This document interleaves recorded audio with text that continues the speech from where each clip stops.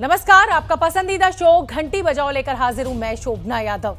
तालिबान का नाम सुनते ही जो तस्वीर सबके जहन में उठती है वो है जुल्म, दरिंदगी, प्रताड़ना और अत्याचार। लेकिन वही तालिबान अब अगर सब कुछ भूलकर आगे बढ़ने की बात करे, अपनी सरकार में महिलाओं को शामिल करने की बात करे, लड़कियों को स्कूल भेजने की बात कहे, तो इस पर यकीन करना आसान नहीं है। अफगानिस्तान पर कब्जा करने के बाद कुछ तालिबानी नेता अपनी एक नई छवि गढ़ने में लगे हैं, लेकिन सवाल तो सोच का होता है। जो लोगों को पैरों तले कुचलने में यकीन रखता हो, जो औरतों को नियमों की बेड़ियों में बांधना चाहता हो, वो अचानक बदल जाए, ये तो हो नहीं सकता। और इसके सबूत अभी से ही मिलने लगे हैं। आज हम आपको तालिबान के अंधे कानून की वो तस्वीरें और कहानियां दिखाएंगे जिन्हें 2 दशक पहले भी देखा गया था। तो जो तालिबानी सोच है उसकी घंटी बजाइए 8422840000। मेरे नाना को तालिबान मेरे सामने मार डाल, पूरा बंदूक उसकी सीने में छाती में डाल दिया। बहुत हमने बहुत टेंशन लेकर तालिबानी हम जानते हैं, सब जानते हैं तालिबानी कैसे है। 25 लड़कियों को जबरदस्ती उठा के ले गई है और पहाड़ में वो ले जाएगा। बोले जो विधवा है वो हमारा हक है, जो जवान लड़की है वो हमारा हक होता है कि हमसे निकाह कर दे। अगर आप चाहो नहीं चाहो तो उठा के ले जाओ। धमकी देती रहती थी कि मैं तेरी बीवी को उठाऊंगी, तुमको मार डालूंगी, तुम्हारा बच्चा, मेरे बच्चे स्कूल नहीं जा सकती थी। स्कूल बंद हो जाएगा, लड़कियों स्कूल नहीं जा सकते, काम नहीं कर सकते, और अगर वो बगैर मार के बाहर जा सकते उसको मारते थे। इंसान को अगर बाहर निकलना ये सोच के कि जिंदा वापस आना है कि नहीं आना है, वो बहुत मुश्किल है। मतलब इंसान पल पल मर रहा है वहाँ पे। जिस सिचुएशन में हमारी फैमिलीज वहाँ पे रह रहे, बहुत मुश्किल। जैसे कि कल हमारा एक लेडीज जो एयरपोर्ट में उन्होंने गोली खा के मर गया।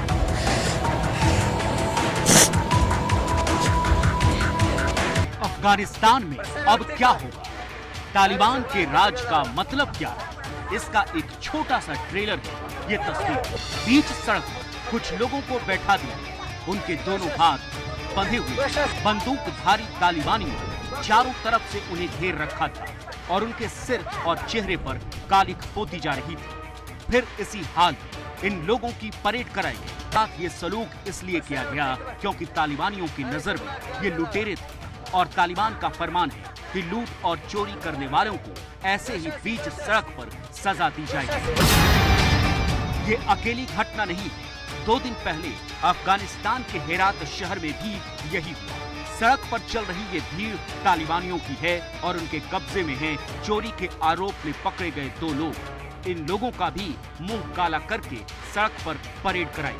यही है असली तालिबानी कानून, जिसमें कोई सुनवाई या फैसला नहीं होता, सीधे सजा दी जाती है, वो भी ऑन द स्पॉट। और ऐसी सोच वाले जिस देश पर राज करेंगे वहां क्या होगा ये समझना मुश्किल नहीं।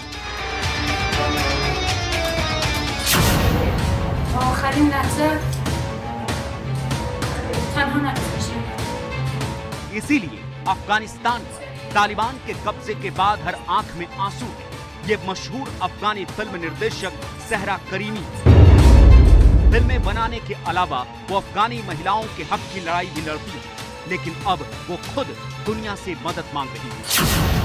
सहरा करीमी ने एक खत लिखा है जिसमें उन्होंने तालिबानी जुल्म का पूरा दास्तान बताया। सहरा ने लिखा, उन्होंने हमारे लोगों का नरसंहार किया, कई बच्चों का अपहरण किया, उन्होंने पोशाक के नाम पर एक महिला को मार डाला, उन्होंने हमारे पसंदीदा हास्य कलाकारों में से एक को प्रताड़ित किया और मार डाला, उन्होंने एक कवि को मार डाला, उन्होंने सरकार से जुड़े लोगों को मार डाला, हम में से कुछ लोगों को सार्वजनिक रूप से फांसी पर लटका दिया गया और उन्होंने लाखों परिवारों को विस्थापित कर दिया। इन कुछ हफ्तों में तालिबान ने कई स्कूलों को तबाह कर दिया है और 20 लाख लड़कियों को फिर से स्कूल से निकाल दिया है। मैं इस दुनिया को नहीं समझती, मैं इस चुप्पी को नहीं समझती। मैं अपने देश के लिए लड़ूंगी, लेकिन मैं ये अकेले नहीं कर सकती। सहरा काबुल में है, लेकिन जो डर उन्हें परेशान कर रहा है वही चिंता अमेरिका में मौजूद अफगानी पत्रकार नाजिरा करीमी को भी है। शायद इसीलिए पेंटागन ने किए एक प्रेस कॉन्फ्रेंस में अफगानिस्तान पर सवाल करते हुए उनका गला भरा। नाजिरा ने 20 साल पहले अफगानिस्तान में तालिबानी जुल्म को अपनी आंखों से देखा है। अब जब वही तालिबानी अफगान की सत्ता पर कब्जा कर चुके हैं और जल्द ही वहां अपनी सरकार बनाने की तैयारी कर रहे हैं, तो हर अफगानी को दहशत के उसी दौर के लौटने का डर सता रहा है, खासकर महिलाओं को। संयुक्त राष्ट्र में अफगानिस्तान की प्रतिनिधि रह चुकी आयशा खुर्रम का कहना है कि तालिबान अब चाहे जो भी कहे, लेकिन महिलाओं को लेकर उनकी सोच पर कभी भरोसा नहीं किया जा सकता। हालांकि अपनी इसी छवि को तोड़ने के लिए तालिबान न सिर्फ एक के बाद एक बयान जारी कर रहा है, बल्कि आज तालिबान के नेता एक प्राइवेट न्यूज पर एक महिला एंकर को इंटरव्यू देने भी पहुंच गए। लेकिन ये सब सिर्फ दिखावे से ज्यादा और कुछ नहीं, क्योंकि जमीनी हकीकत ये है कि अफगानिस्तान में औरतों पर बंदिशों का दौर शुरू हो चुका है। इसीलिए कंधार में तालिबानियों ने एक बैंक में घुसकर वहां काम करने वाली 9 महिलाओं को काम छोड़ने के लिए कहा। यही नहीं, तालिबानी उन महिला बैंक कर्मियों को उनके घर तक छोड़कर आए और दोबारा बैंक न जाने की धमकी दी। ये तालिबान के खौफ का ही असर है कि अफगानिस्तान में बुर्का की दुकानों पर भीड़ फिर से बढ़ने लगी है। अब तक आजादी से जीने वाली महिलाओं ने एक बार फिर बुर्का पहनने को मजबूर हो रही हैं, क्योंकि उन्हें पता है कि अगर ऐसा नहीं किया तो तालिबानी उनके साथ क्या सलूक करेंगे। तालिबान का वो चेहरा है जिसे भुलाया नहीं जा सकता। जिसने भी उनका कानून नहीं माना, उसके साथ ऐसी ही दरिंदगी की जाती है। एक महिला पर कोड़े बरसाने वाले ये तालिबानी आने वाले वक्त में अफगानिस्तान का क्या हाल करेंगे, ये सोचकर ही डर लगता है। 1996 से 2001 तक जब अफगानिस्तान में तालिबानियों का राज था, तब पुरुषों और महिलाओं के लिए क्या क्या नियम बनाए गए थे, जरा वो भी जान लीजिए। पुरुषों के लिए दाढ़ी रखना और महिलाओं के पूरे शरीर को ढकने वाला बुर्का पहनना जरूरी था। 10 साल से ज्यादा उम्र की लड़कियों के स्कूल जाने पर पाबंदी थी। महिलाएं नौकरी नहीं कर सकती थी। महिलाएं किसी पुरुष के साथ ही घर से बाहर निकल सकती थीं। टीवी, फिल्म और संगीत पर पाबंदी थी। तालिबानी कानूनों को न मानने पर पत्थर मारना, कोड़े मारना, सार्वजनिक तौर पर फांसी या गोली मारने की सजा थी। मेरे नाना को तालिबान मेरे सामने मार डाला, पूरा बंदूक उसके सीने में छाती में डाल दिया। हमने बहुत टेंशन देखा है। काबुल में रहने वाली परवीन कई साल पहले दिल्ली आ गई थी। उन्हें मजबूरी में अपनी जमीन और वतन छोड़ना पड़ा। वो कहती हैं कि अगर तब काबुल नहीं छोड़ा होता तो आज उनकी बेटियों का क्या हाल होता, वो सोच भी नहीं सकती। स्कूल बंद हो जाएगा, लड़कियों स्कूल नहीं जा सकते, काम नहीं कर सकते, और अगर वो बगैर मर्द के बाहर जा सकते उसको मारते थे। अब इन तस्वीरों को देखिए। एक इंसान के साथ जानवरों जैसा बर्ताव किया जा रहा है। सजा के नाम पर सारी हदों को पार करने वाले ये तालिबानी अब बदल गए, ये सोचना भी नामुमकिन है। और इसी का सबूत है काबुल की ये तस्वीरें। कैसे ये तालिबानी दीवार पर चढ़े एक शख्स पर फायरिंग कर रहा है। यानी 20 साल बाद भी तालिबानी सोच नहीं बदली है। उनके लिए इंसान के जिंदगी की कोई कीमत नहीं। वो पहले भी दरिंदगी करते थे और आज भी बेगुनाहों की जान लेने से नहीं हिचकते। और ये हाल तब है जब अभी तालिबान ने औपचारिक तौर पर अफगानिस्तान की सत्ता नहीं संभाली। यही वजह है कि काबुल से लोगों के भागने का सिलसिला थम नहीं रहा।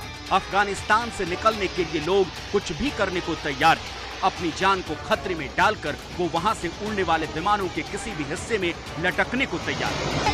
डर की ये तस्वीरें अफगानिस्तान में आने वाले वक्त के हालात बयां कर रही है। हर कोई इस खौफ में है कि अब क्या होगा। लेकिन डर और खौफ की इन तस्वीरों के बीच आज अफगानिस्तान से हौसला बढ़ाने वाली एक तस्वीर भी सामने आई, जब सिर्फ 4 महिलाएं बंदूकधारी तालिबानियों का विरोध करने निकल पड़ी। वहां फंसे भारतीयों को भी निकालने का ऑपरेशन लगातार जारी है। हमारे संवाददाता अंकित गुप्ता ने कमांडिंग ऑफिसर रविकांत से बात की है। सुन लेते हैं कि क्या कुछ कर भारतीयों को वापस अपने वतन लाया गया।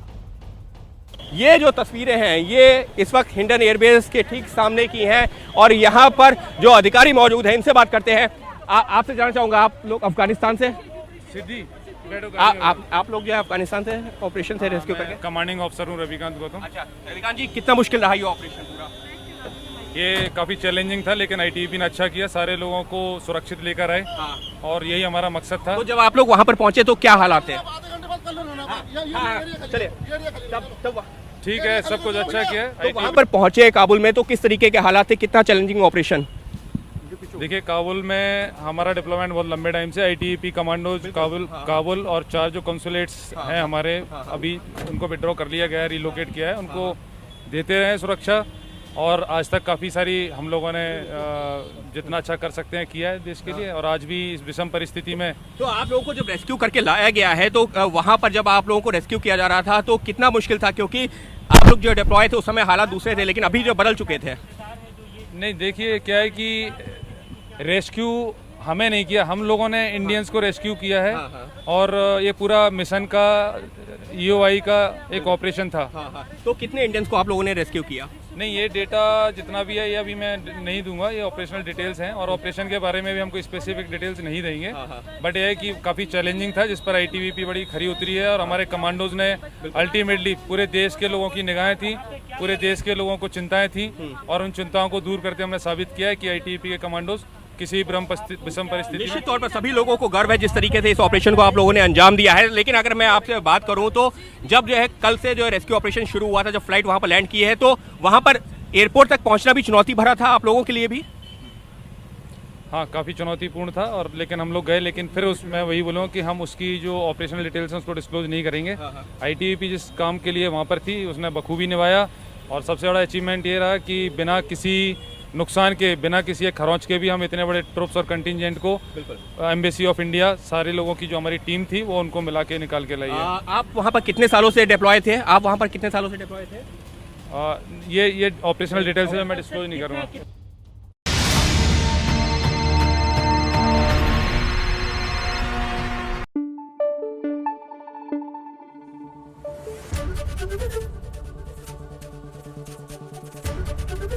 ABP न्यूज आपको रखे आगे।